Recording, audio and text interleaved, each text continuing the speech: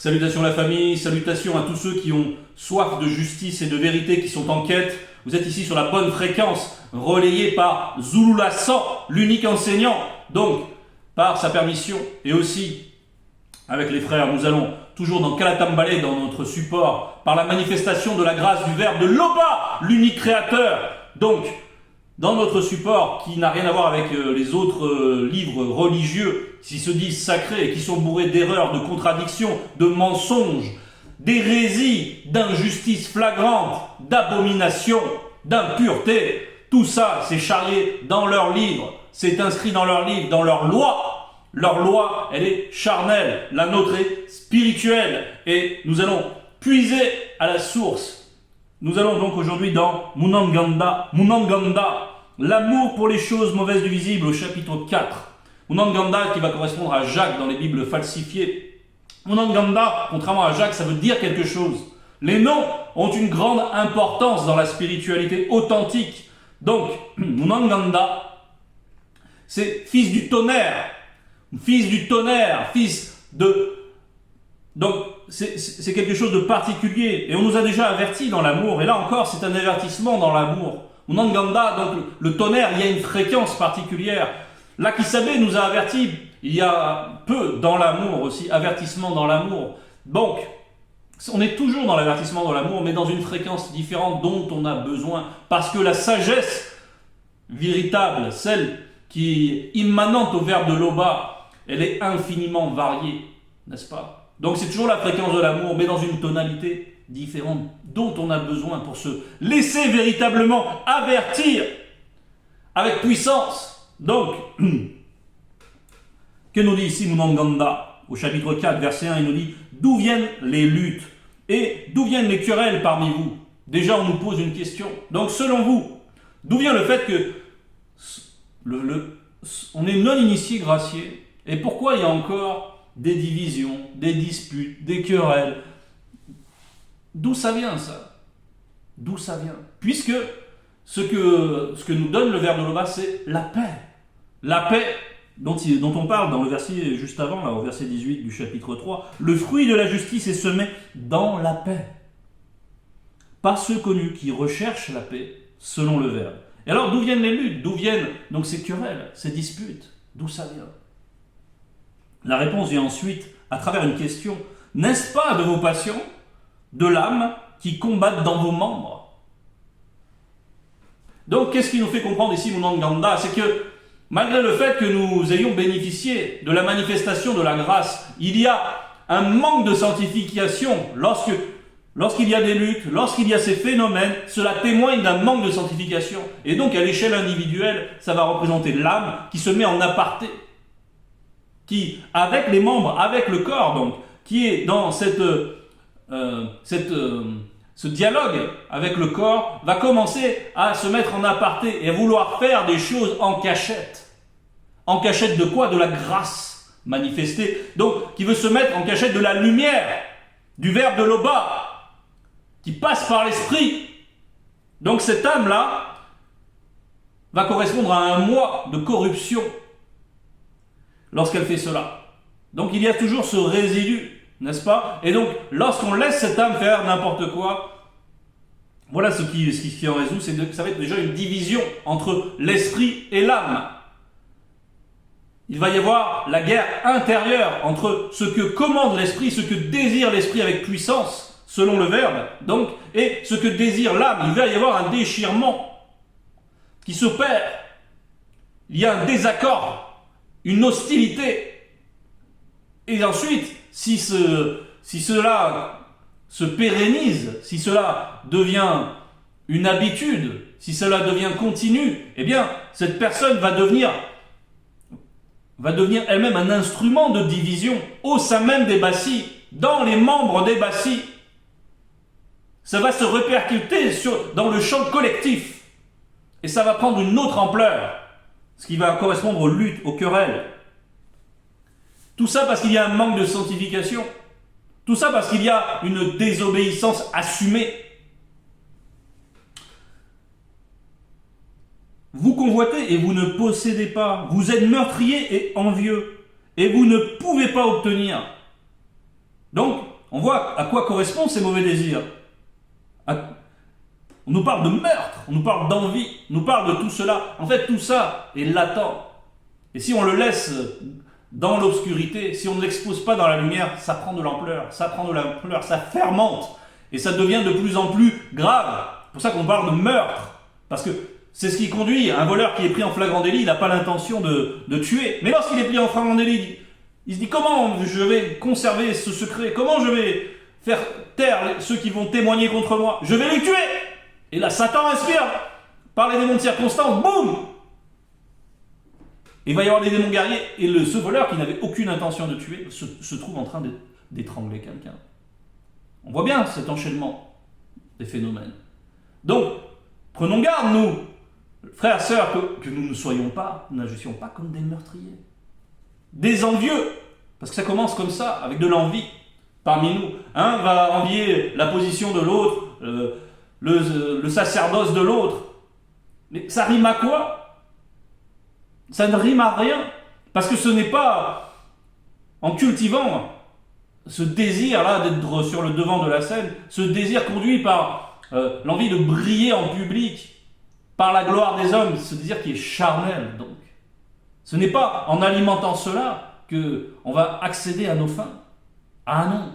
Parce que le Verbe de l'Oba connaît notre intériorité.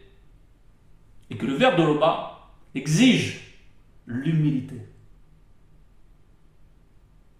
Pour pouvoir ensuite agir à travers la personne. Donc là, la personne, elle cultive des choses qui sont liées aux non-initiés, qui sont liées aux blancs, aux sang-mêlés, et qui continuent, malgré le fait qu'il ait reçu la grâce, à cultiver ces choses-là. Donc, vous convoitez et vous ne possédez pas, vous êtes meurtrier et envieux, et vous ne pouvez pas obtenir. Parce que le Verbe de l'Oba ne le permet pas, parce que ce n'est pas une assemblée comme les autres, c'est Ébassi, c'est l'église véritable, ce n'est pas un jeu. Ce n'est pas du n'importe quoi théâtral, comme on voit dans les églises, ou les églises dites, peu importe, des religions dites révélées, etc., où on voit du grand n'importe quoi, de la théâtralité, où tout est question d'apparence et de paraître. Non, ce n'est pas ainsi. Nous, on est dans l'être. On est dans le spirituel. Donc le Verbe de l'Oba ne permettra jamais qu'une personne mal disposée ainsi puisse obtenir ce qu'elle veut. Et si elle était déjà en position lorsqu'elle a ouvert la porte, eh bien, le Verbe de l'Oba fera en sorte que son hypocrisie se devienne flagrante et fera en sorte que cette personne sorte, comme on l'a déjà vu. Parce qu'on ne se moque pas du Verbe de l'Oba.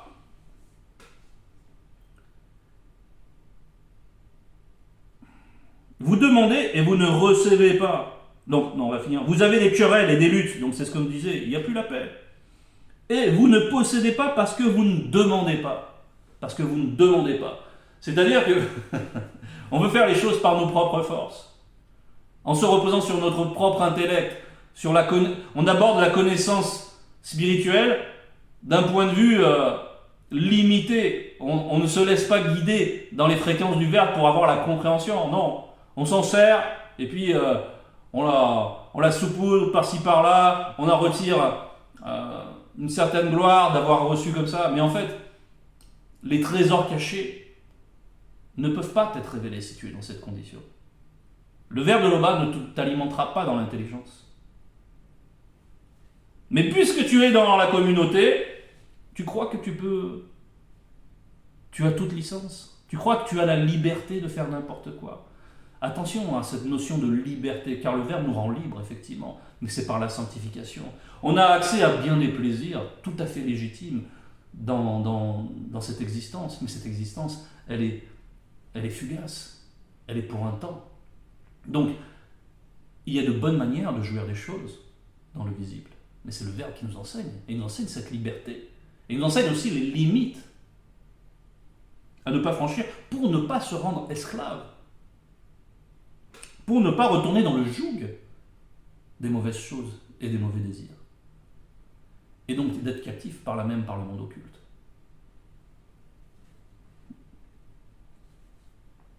Donc, parce que vous ne demandez pas, vous demandez et vous ne recevez pas parce que vous demandez mal.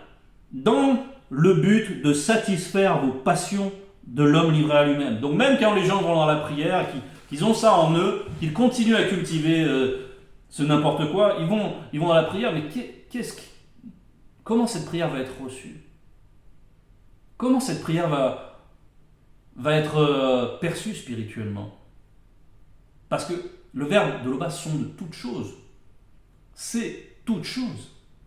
Donc lorsqu'on arrive avec ces mauvaises représentations, avec ces envies de gloire, en se persuadant que peu importe que ces mauvais désirs soient toujours là, peu importe, on va venir avec des conceptions qui vont être reliées à la gloire des hommes. Et non pas à la gloire de Tété. C'est-à-dire que là on vient, on demande, mais on ne veut pas s'offrir.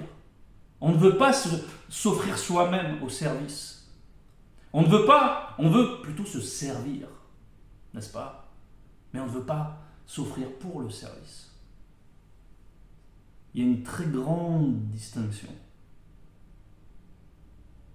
L'une est une démarche spirituelle, l'autre est une démarche charnelle. Dans le but de satisfaire vos passions de l'homme livré à lui-même. Adultère que vous êtes. Verset 4. Adultère. Pourquoi adultère? Parce qu'il y a une mésalliance. C'est-à-dire qu'il y a l'alliance et puis il y a le comportement de celui qui va en dehors de l'alliance. Celui qui va en dehors de l'alliance, celui qui pense qu'il peut se dispenser de l'obéissance envers les lois du verbe de Loba et continuer sa marche, celui-là, il bafoue l'alliance. Et il est donc adultère, spirituellement. Adultère, ce n'est pas donc un terme qui est dénué de sens. Au contraire, c'est très profond. Ne savez-vous pas que l'amour des choses mauvaises du visible est inimitié contre le verbe de Loba? Inimitié, ça veut dire quoi? Ça veut dire hostilité. Ça veut dire se rendre ennemi du verbe de Loba par le fait d'adhérer à ces mauvais désirs, de les laisser prospérer, ces mauvais désirs, et de ne pas faire ce qu'il faut, de ne pas faire l'effort réel de la sanctification, de ne pas s'en remettre au verbe de Tété avec sincérité, dans l'intention de se laisser transformer, dans l'intention d'abandonner les mauvaises choses que le verbe réprouve. Il faut d'abord avoir cela tout le temps.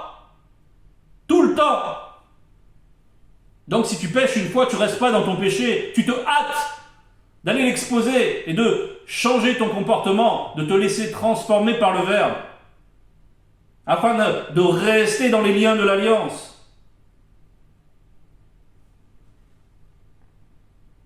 Ces liens-là rendent libre, véritablement. Même si au départ, ça peut être conçu comme une grosse contrainte, ça dépend de la conscience de chacun. C'est pas ainsi. Parce que ces liens ensuite se révèlent comme des parures, comme un ornement. Parce que il y a l'esprit. L'esprit, c'est le moi divin, c'est la lumière. C'est ce moi-là qui va vaincre. C'est ce qu'on va voir. Celui donc qui a l'amour des choses mauvaises et visibles se rend ennemi du verbe de Loba.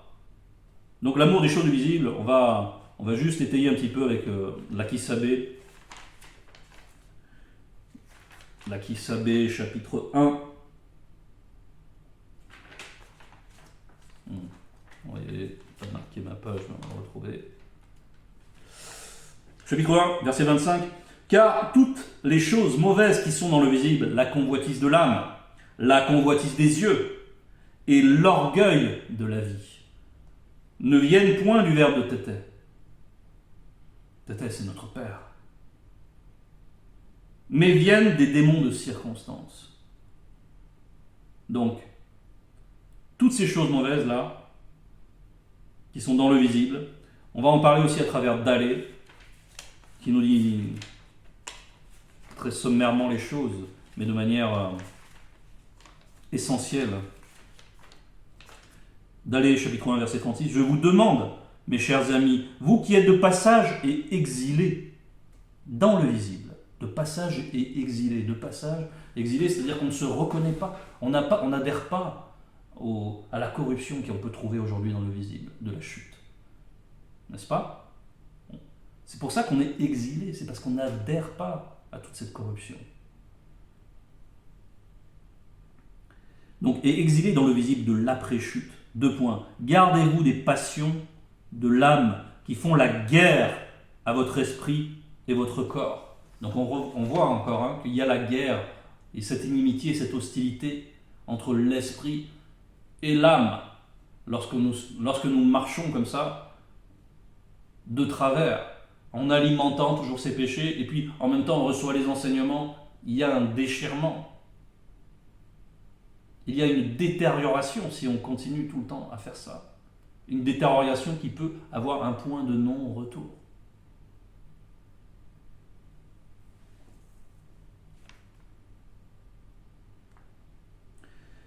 Croyez-vous, on reprend notre passage au verset 5, croyez-vous que le Verbe parle en vain?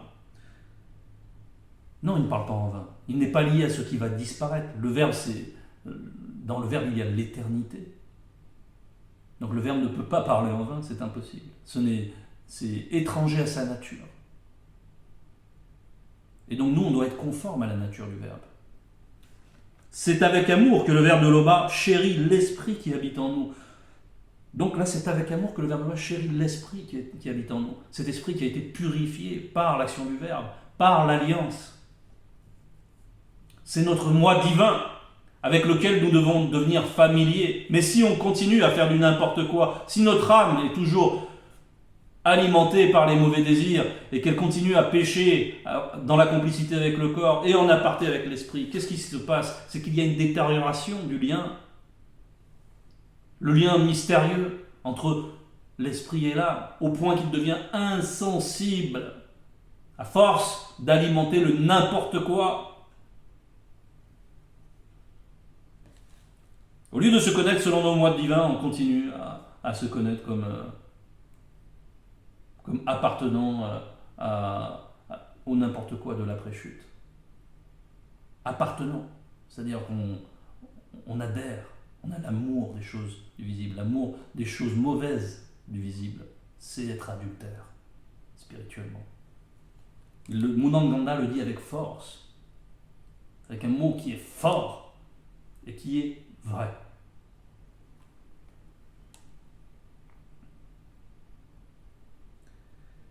Donc, verset 6, il accorde au contraire une grâce plus excellente, le Verbe.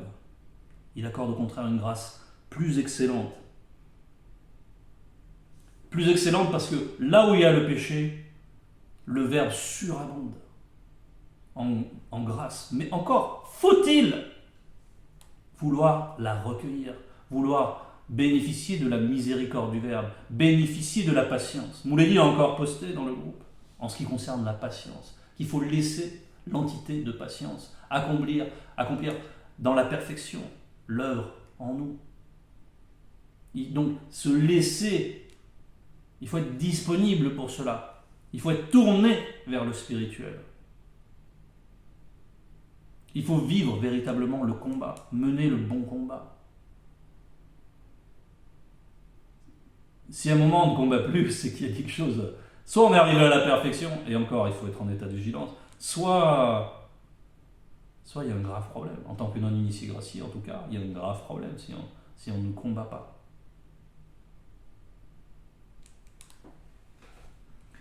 Mais nous avons la paix. Donc, il accorde au contraire une grâce plus excellente. C'est pourquoi le Verbe dit dans l'Écriture « Mudiba beko kisedi a en horreur les hommes orgueilleux ». On peut être sûr qu'ils ne resteront pas impunis. On nous parle ici des hommes orgueilleux, c'est ceux qui vont résister à la grâce manifestée, qui vont résister, qui ne vont pas vouloir s'humilier pour recueillir cette miséricorde, pour pouvoir retourner dans le bon combat, pour pouvoir retourner, pour être effectif dans la marche de la sanctification, qui vont vouloir s'en abstraire.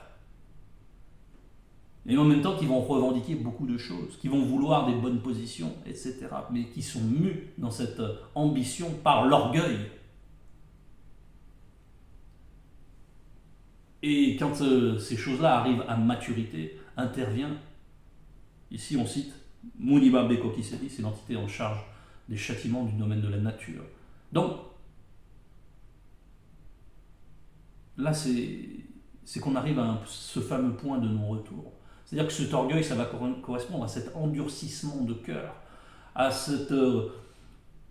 fait que le lien mystérieux s'est rigidifié et est devenu insensible, et on n'est plus alimenté par la lumière du verre, parce qu'on a voulu faire les choses selon sa propre conception.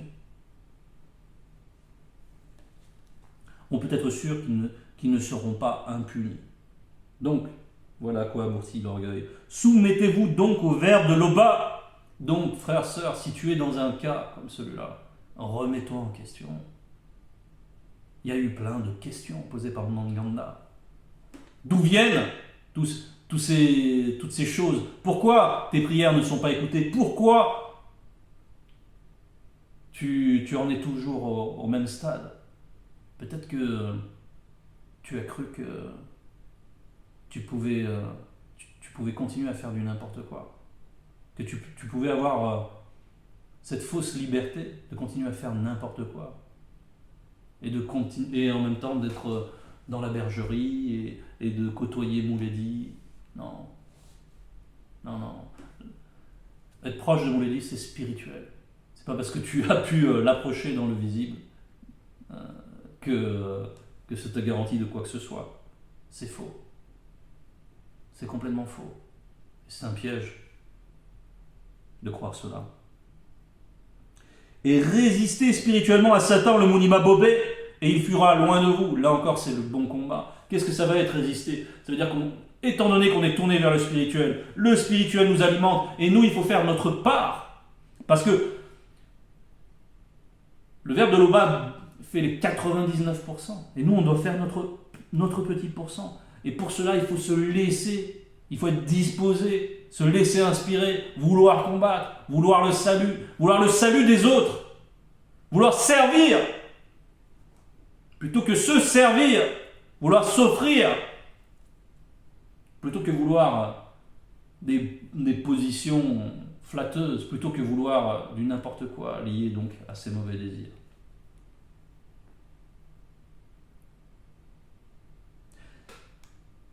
Approchez-vous spirituellement du verbe de l'Oba et il s'approchera de vous. C'est ainsi. Là, on nous demande de s'approcher. Donc, on se tourne vers le verbe de l'Oba. On s'approche spirituellement. Qu'est-ce que ça va impliquer? On nous dit de se soumettre, c'est d'avoir l'humilité de reconnaître ses péchés, d'avoir l'humilité de vouloir les abandonner, de vouloir vraiment être sanctifié, de vraiment vivre la vie de l'esprit. Et de ne pas faire semblant, comme ce qu'on voit dans le n'importe quoi des autres religions.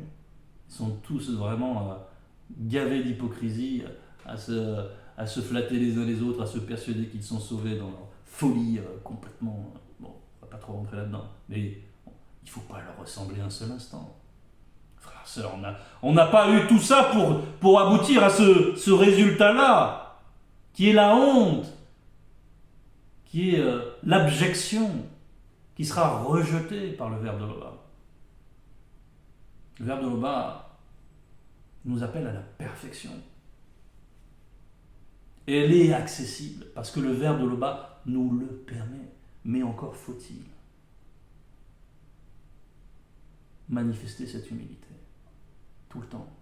Donc si tu es dans le combat avec un péché, mène ce combat, avoue tes péchés, délaisse-les, mène le combat, va puiser à la source, vis une vie de prière, commence par te laisser sanctifier et ne cours pas après, ne cherche pas à devenir juge, ne cherche pas à avoir des fonctions si tu es toujours dans ce combat-là. Mène ce combat. Et on nous dit, donc c'est comme ça, hein, c'est le deal. Approchez-vous spirituellement, c'est d'abord, c'est à nous de venir, parce que le verbe est venu en premier. Du verbe de l'Oba, et il s'approchera de vous. C'est comme ça. Le verbe est tellement riche, abondant en miséricorde, donc quel que soit ton état de conscience, laisse-le être transcendé pour que ta conscience ne soit pas tournée vers les choses visibles. Laisse-toi inspirer par cette connaissance. Représente-toi le spirituel. Sache que tu es toujours observé spirituellement. Sache que tu n'es pas seul. Mais si tu veux cette bonne compagnie du Verbe, si tu veux cette bonne compagnie, il faut la mériter un petit peu. Donc il faut t'approcher. Il y a le mérite, hein. Le Verbe c'est aussi la justice. Approchez-vous spirituellement donc du Verbe de Loba, et il s'approchera de vous. Nettoyez spirituellement vos mains, pécheurs. Donc, les mains c'est les mauvaises œuvres, c'est abandonner les mauvaises œuvres. Les abandonner. Purifiez vos cœurs, hommes irrésolus. En tout cas, purifier les cœurs, c'est-à-dire, là il faut être tourné avec de bonnes intentions, même si tu n'y parviens pas encore pour l'heure. Et l'intention spirituelle, résolue, de les abandonner. Laisse-toi sanctifier. Le Verbe va t'aider dans ce combat, avec puissance, mais il faut que tu veuilles combattre. Il y a le libre arbitre, il y a le mystère du libre arbitre, il y a le mérite qui est associé. C'est ainsi. Et tu ne peux pas te dispenser de cela. C'est impossible.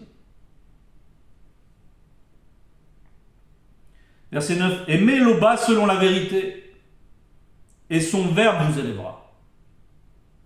Aimez Loba selon la vérité, c'est-à-dire qu'il ne faut pas louer Loba, prier Loba, ouvrir sa bouche sans avoir la pureté des intentions qu'on a nommées, sans vivre véritablement la sanctification. C'est ça selon la vérité, ça veut dire exempt d'hypocrisie, comme on nous en parle ici. On va lire Onanganda, chapitre 3, verset 17. La sagesse du grand ordre des choses est premièrement pure, ensuite elle est pacifique, douce et raisonnable. Donc il y a l'intelligence, il y a la paix, il y a l'intelligence. Elle est riche en bonté et en actions bonnes. Elle est sans parti pris et sans hypocrisie. Sans hypocrisie. Il n'y a pas de dualité. Il y a l'unité. Il faut que nos trois êtres soient un. Et il faut donc vivre la sanctification. Et il faut avoir toutes ces bonnes intentions qui sont liées à cela.